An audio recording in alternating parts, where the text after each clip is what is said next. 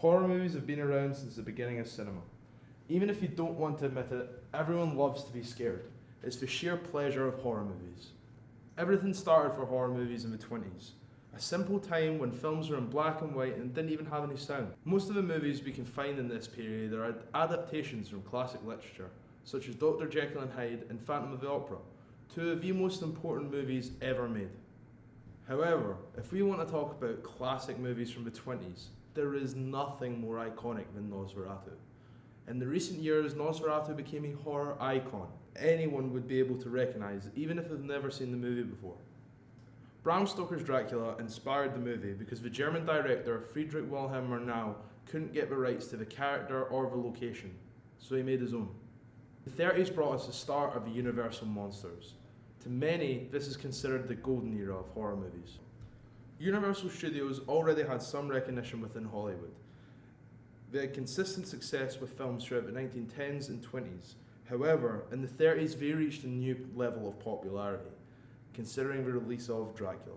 The movie was an instant hit. With a budget of $335,000, director Todd Browning successfully adapted the 1924 stage play Dracula by Hamilton Dean and John L. Balderston, which was actually loosely based on the novel Dracula by Bram Stoker. The scenery in the film was also incredibly realistic. This came down to the fantastic set design. The medieval Gothic style helped to set the eerie, sinister tone that the film would be set in. The movie starred the Hungarian actor Bela Lugosi. Following the success of the movie, he would become an icon in the horror genre and the most notorious Dracula. Following the success of Dracula, Universal Studios decided to make another monster movie, something that is possibly considered the most iconic monster of all time. Frankenstein released in 1932, the creature forever entering the pop culture lifestyle. Still today, if we think of a monster, we think of Frankenstein. He's the first image that pops into most people's heads. The green skin, the 2 nails through the neck, and the scar on the forehead are all there because the description in the novel was so vague. So, Universal decided to create their own version. The movie starred Boris Karloff, who played the monster. He then went on to become one of horror's best actors. The year after Frankenstein released, Karloff went on to star in another horror movie. This one was called The Mummy. The Mummy has an eerie human appearance, possibly making it one of the first times a zombie was used as a monster. The plot follows a mummy who has been cursed to never die, and in opening his tomb, he is released. He then goes on to try and find his wife and resurrect her from the dead.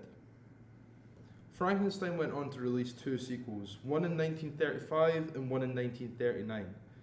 The first one, Bride of Frankenstein, is considered the better one, with a new story, new characters, and also the iconic bride entered the series. The second one, Son of Frankenstein, has both Karloff as the monster and Lugosi as the henchman. It is not as good as the prequel, but it's still a good movie to close off the 30s. The 40s were an incredibly dark period of time for Universal Studios.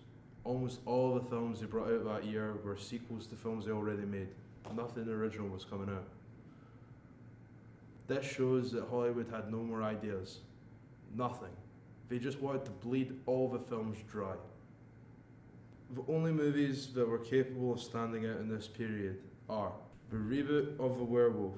It spawned 3 sequels featuring Lon Chaney Jr., who became the main werewolf actor for every installment in the series. The first crossover movie of stories between Frankenstein and the werewolf. The movie is a sequel to both The Werewolf and Frankenstein.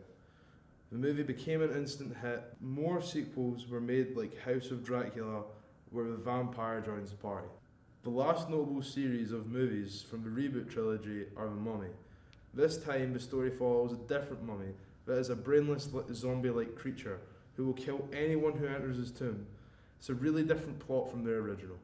The rest of the movies are a bland attempt at a cash-in on their most beloved monsters. The movies from this period are considered bad with a nonsense plot.